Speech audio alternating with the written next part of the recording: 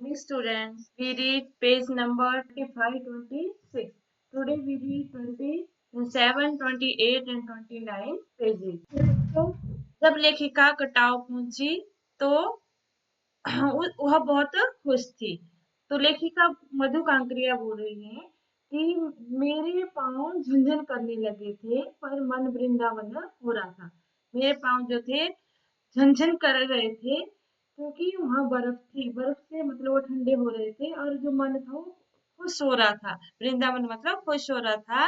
भीतर जैसे देवता जाग गए थे। ख्वाहिश हुई कि मैं भी बर्फ पर लेटकर इस बर्फीली जन्नत को जी भर देखूं, पर मेरे पास बर्फ पर पहनने वाले लंबे लंबे जूते नहीं थे। मैंने चाहा कि किराए पर ले लूं, पर कटाव यूनिफॉर्म और झांगू लेक की तरह टूरिस्ट स्पॉट नहीं था। जो कटाव था वो क्या नहीं था, यूनिफॉर्म और झांगू लेक की तरह टूरिस्ट स्पॉट नहीं था। इस कारण यहाँ झांगू की तरह दुनिया भर की तो क्या एक भी दुकान नहीं थी, क्योंकि झांगू में दुकानें थी लेकिन कटाव में कोई भी दुकानें नहीं थी।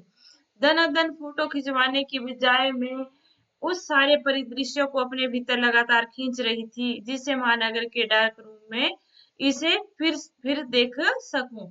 मतलब मैं फोटो नहीं खिंचवा रही थी, मैं उस सारे प्राकृतिक दृश्य परिदृश्य प्राकृतिक दृश्य को अपने भीतर खींच रही थी, ताकि मैं महानगर की जिंदगी, महानगरों में लोग अपने अपने घरों में रहते हैं, वहां इतना खुला वातावरण नहीं होता है। तब वो बोलती है कि मैं महानगर में जब मैं अपने कमरे में रहूंगी, शहर में अपने कमरे में रहूंगी, तो उन यादों को अपने अंदर समेट लूं।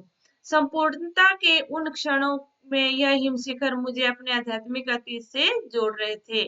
संपूर्णता के मतलब मैं ऐसे संपूर्ण हो गई थी उस कटाव की सुंदरता को देखकर कि हिमशिखर जो थे, हिमशिखर मतलब बर्फ के पहाड़, मेरे अंदर आध्यात्मिक अतीत से, मेरे अंदर की आध्यात्मिकता को अतीत से जोड़ रहे थे। शायद ऐसी ही विभोर कर देने वाली दिव्यता के बीच हमारे ऋषि मुनियों ने वेदों की रचना की होगी। लेखिका कहती है कि शायद ऐसा ही शांत वातावरण, ऐसी ही दिव्यता के बीच हमारे ऋषि मुनियों ने वेदों की रचना की होगी, जीवन सत्यों को खोजा होगा, सर्वे भवन्तु सुखिना का महा मंत्र पाया होगा, सब सुखी हो यह महामंत्र पाया होगा।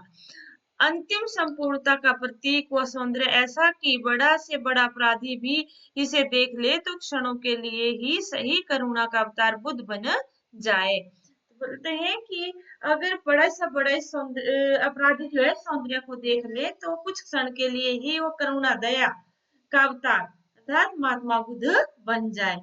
और तभी दिमाग में कौंधा की मिल्टन की ने ईव की सुंदरता का वर्णन करते हुए लिखा था कि शैतान भी इसे देखकर ठगा सा रह जाता है।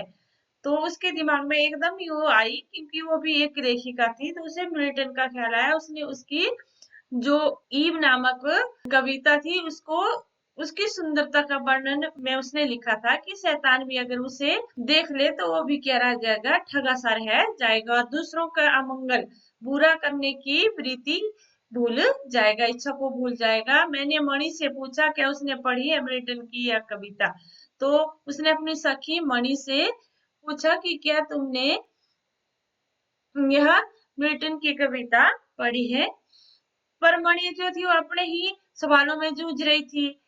वो एकाएक दार्शनिकों की तरह कहने लगी, ये हिमशिखर जल स्तंभ है पूरे एशिया के। देखो प्रकृति भी किस नायाब ढंग से सारा इंतजाम करती है। सर्दियों में बर्फ के रूप में जल संग्रह कर लेती है और गर्मियों में पानी के लिए यह त्राही त्राही मचती है, तो ये बर्फ की शिलाएं पिघल पिघल कर जलधारा बन हमारे सूखे कंठों को तरावट पहुंचाती है। कितनी अद्भुत व्यवस्था है जल संचय की। तो मणि कहती है कि जो हिम शिखर जो है वो जल स्तंभ है, जल के स्तंभ है, खंबे हैं पूरे एशिया के। देखो प्रकृति ने भी किस सुंदरता के साथ सारा इंतजाम किया है कि सर्दियों में बर्फ के रूप में पानी को इकट्ठा कर लेती है और गर्मियों के लिए जब त्राही त्राही मचती है तो यही जो बर्फ की शिलाएं हैं पिघल पिघल कर जलधारा बनकर सबके सूखे कंठों को की प्यास बुझाती है। कितनी अनोखी व्यवस्था है जल इकट्ठा करने की, किसकी, प्रकृति की। मणि ने अभिभूत होकर वशीभूत होकर माथा नवाया। जाने कितना ऋण है हम पर इन नदियों का, हिम शिखरों का। संसार कितना सुंदर है, सपन जगाते उन लम्हों में मैंने सोचा। पर तभी उदासी सी एक झीनी सी परत मुझ पर छा गई। उड़ते बादलों की तरह पत्थर तोड़ती उन पहाड़ियों का ख्याल आ गया। तो मतलब वो अभी सोच रही थी कि इन नदियों, इन शिखरों का कितना हम पर ऋण है, पर एक उदासी सी उसके मन में आ गई और उसे एकदम ही, जैसे बादल आते हैं वैसे ही उसके मन में वो ख्याल आ गया कि वो मेहनती पहाड़ ने जो पत्थर तोड़ रही थी उनका ख्याल उसके मन में आ गया। आत्मा की अनंत परतों को छीलता हुआ हमारा यह सफर थोड़ा और आगे बढ़ा कि तभी देखा इक्की दुक्की फौजी छावनी। ध्यान आया यह बॉर्डर एरिया है, थोड़ी दूरी पर ही चीन की सीमा है। एक फौजी से मैंने कहा कि इतनी कड़कड़ाती ठंड में, उसमें तापमान -15 डिग्री सेल्सियस था, आप लोगों को तकलीफ होती होगी। तो भी ऐसा सोच ही रही थी कि वो आगे बढ़े और उन्हें क्या दिखी, फौजियों की छावनियां दिखी। उसे ये एकदम ध्यान आया कि ये तो बॉर्डर एरिया है, मतलब चीन और भारत की सीमा का एरिया है। तो वहां उसने एक फौजी से पूछा कि तुम इतनी कड़कड़ाती ठंड में यहाँ आप लोगों को तकलीफ होती होगी। वह हंस दिया, एक उदासी हंसी थी उसकी कि आप चैन की नींद सो सके इसलिए हम यहाँ पर पहरा दे रहे हैं। मतलब जो हमारे फौजी हैं सीमा पर तैनात होकर हमारी रक्षा करते हैं ताकि हम चैन की नींद सो सके। फेरी भेटूला करता फिर मिलेंगे कहते हुए जितेन ने जीप चालू कर दी। थोड़ी देर बाद ही फिर दिखी एक फौजी छावनी जिस पर लिखा था we give our today for your tomorrow. एक उन्हें वहां पे थोड़ी देर बाद एक छावनी और दिखी, वहां लिखा था वी गिव अवर, ये अंग्रेजी या देशी शब्द है बी, हम अपना आज आप लोगों के लिए निछावर कर रहे हैं। मन उदास हो गया, भीतर कुछ पिघलने लगा। महानगर में रहते हुए भी कभी ध्यान नहीं आया कि जिन बर्फीले इलाकों में वैसाख के महीने में भी 5 मिनट में ही हम ठिठुरने लगे थे, हमारे ये जवान पौष और माघ में भी, जबकि सिवाय पेट्रोल के सब कुछ जम जाता है, तैनात रहते हैं। बैसाख महीना, अप्रैल महीना, तब बोलते हैं कि हम जो है महानगरों में रहते हैं, शहरों में रहते हैं, हमें कभी ये याद नहीं आता कि हमारे जो सैनिक है अप्रैल के महीने में हम यहाँ ठिठुर रहे हैं। तो ये दिसंबर और जनवरी के महीनों में जहाँ पेट्रोल तक जम जाता है, पेट्रोल के सिवा सब कुछ जम जाता है, तभी तैनात रहते हैं। और जिन संकरे घुमावदार और खतरनाक रास्तों से गुजरने भर से हमारे प्राण कांप उठते हैं, उन रास्तों को बनाने में जाने कितनों ने अपने जीवन मियाद से पूर्व खत्म कर दिया, मतलब वो अपने उम्र से पहले ही खत्म हो गए हैं। मेरे लिए यह यात्रा सचमुच ही एक खोज यात्रा थी। पूरा सफर चेतना और अंतरात्मा में हलचल मचाने वाला था। तो उसको हर जगह उसने कुछ कुछ सीखा था, कुछ न कुछ सीखा था। बहरहाल अब हम लायूं वापिस लौटकर फिल्मथाम की ओर जा रहे थे। जितेन कुछ दिन पूर्व ही नेपाल से ताजा ताजा आया था, वह नेपाल घूमकर आया था। योमथांग की घाटियों में एक नए आकर्षण और जुड़ गया, ढेरों ढेर प्रियता और रोडोडेंड्रों के फूल। जितेन बताने लगा कि बस 15 दिनों में ही आप देखना कि ये पूरी घाटी जो है इस कदर भर जाएगी जैसे फूलों की सेज रखी हो। यहाँ रास्ते अपेक्षाकृत चौड़े थे, मतलब जहां से वो आए थे वहां से ज्यादा चौड़े थे, इस कारण खतरों का एहसास कम था। इन घाटियों में कई बंदर भी दिखे, कुछ अकेले दिखे तो कुछ अपने बाल बच्चों के साथ, बाल बच्चों मतलब अपने परिवार के साथ। बहरहाल घाटियों, वादियों, पहाड़ों और बादलों की आंख मिचौली दिखाती पहाड़ी कबूतरों को उड़ाती हमारी जीप जब युमथांग पहुंची तो हम थोड़े निराश हुए। बर्फ से ढके कटाव के हिम शिखरों को देखने के बाद युमथांग थोड़ा फीका लगा, क्योंकि वो बर्फ को देखकर आए थे तो उन्हें युमथांग जो था वो थोड़ा फीका लगा। और यह भी एहसास हुआ कि मंजिल से कहीं ज्यादा रोमांचक होता है मंजिल तक का सफर। मतलब इसका मतलब हुआ कि मंजिल से कहीं ज्यादा रोमांचक होता है मंजिल तक का सफर, जो जिस सफर को हम तय करके जाते हैं वो अधिक रोमांचक होता है अपनी मंजिल से। बहरहाल युमथांग में चिप्स बेचती है कि सिक्किमी युवती से मैंने पूछा क्या तुम सिक्किमी हो, तो उसने बड़े ही अच्छे ढंग से क्या दिया, जवाब दिया, नहीं मैं इंडियन हूँ। सुनकर बहुत अच्छा लगा। सिक्किम के लोग भारत में मिलकर बहुत खुश हैं।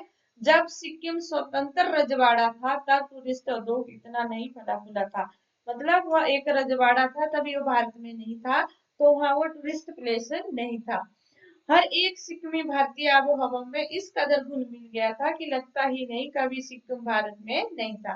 मतलब हर सिक्किम जो था, मतलब भारतीयों के साथ मिल गया था, भारत के साथ मिल गया था। वो कभी नहीं लग ऐसा नहीं लग रहा था कि ये कभी भारत से अलग था।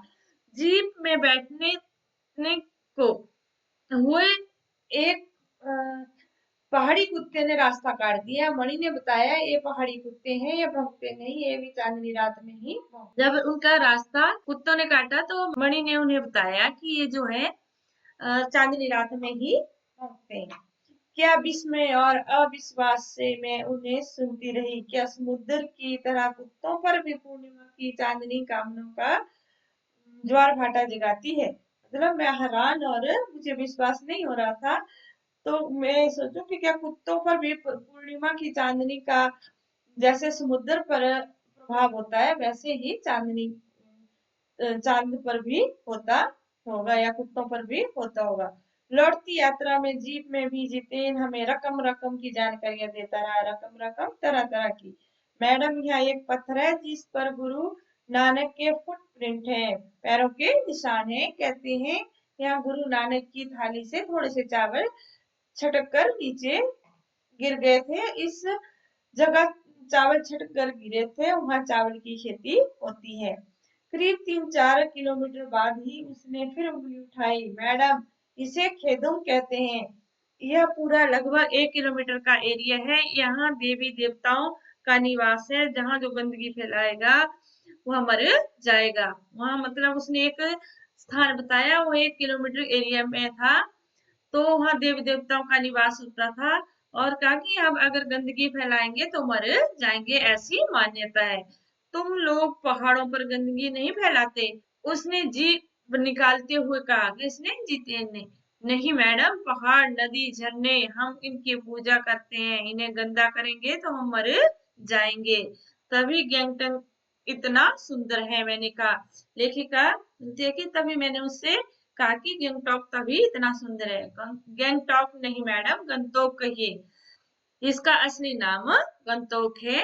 गंतोक का मतलब है पहाड़। मैं कुछ पूछती कि वह फिर चालू हो गया। मैडम युमथांग भी पहले टूरिस्ट स्पॉट नहीं था, यह तो सिक्किम जब भारत में मिला उसके कई वर्षों बाद भारतीय आर्मी के कप्तान शेखर दत्ता के दिमाग में आया कि यहाँ सिर्फ फौजियों को रखकर क्या होगा, घाटियों के बीच रास्ते निकालकर इसे टूरिस्ट स्पॉट बनाया जा सकता है। आप देखिए अभी भी रास्ते बन रहे हैं। तो जो कैप्टन शेखर दत्ता थे उसने ही युमथांग को टूरिस्ट स्पॉट बनाया था। हाँ, रास्ते अभी भी बन ही रहे हैं, नए स्थानों की खोज अभी भी जारी है। शायद मनुष्य की उसी असमाप्त खोज का नाम सौंदर्य है। मन में कहती हूँ, मन ही मन में कहती हूँ। लेखिका मन ही मन कहती है कि हाँ रास्ते तो बन रहे हैं, नए नए स्थान भी खोजे जा रहे हैं, और मनुष्य की इसी समाप्त खोज का नाम ही, जो कभी समाप्त ना हो, उसी खोज का नाम सौंदर्य है। जीप आगे बढ़ने लगी। So student, you do question number 1, 2 and 3. Thank you.